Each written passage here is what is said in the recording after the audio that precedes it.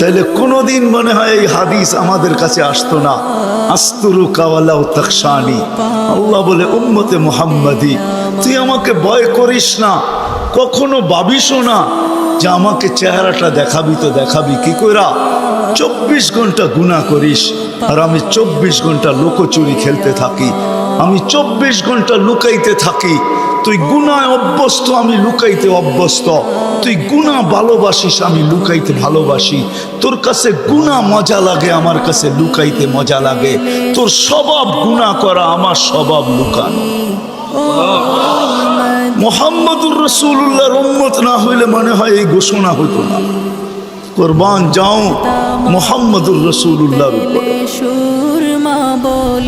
এই মজমায় তো একজনও নাই যে কোনো দিন 1 মিনিটের জন্য ভাবছি যে গুনাহ তো করি, কিন্তু কালকে এই চেহারাটা আল্লাহকে কি করে দেখাবো।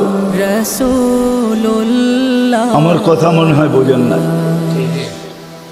মহিলা কিফিলকে বলতেছিল, কিফিল আমি বাজারি মেয়ে না, বিপদ তোর হাতে আমাকে নিয়ে আসছে, কিন্তু কাঁদতেছি কেন জানিস?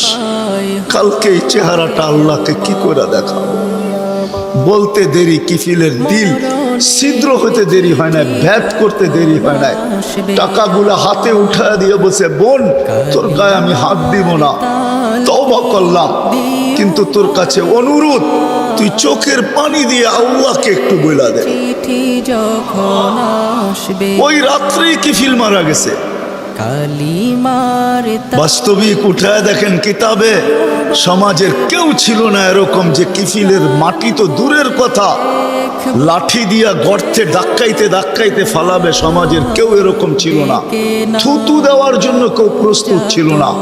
কিন্তু সকালে তার দরজায় লেখা উঠছে, কদ গফারাল্লাহু লিকিফলিন, আল্লাহ কিফিলকে মাফ করে দিয়েছে। কথা অল্প যদি হয়, আর যদি শোনার হক আদায় হয়, রব্বে কাবার কসম দিল ভেদ করে চলে যাবে। আর যদি সারা রাত্র শুনি আর দিলে না গাঁথলাম, তাহলে সত্য এটাই হবে।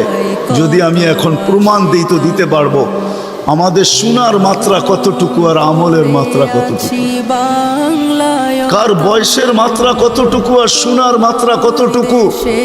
আর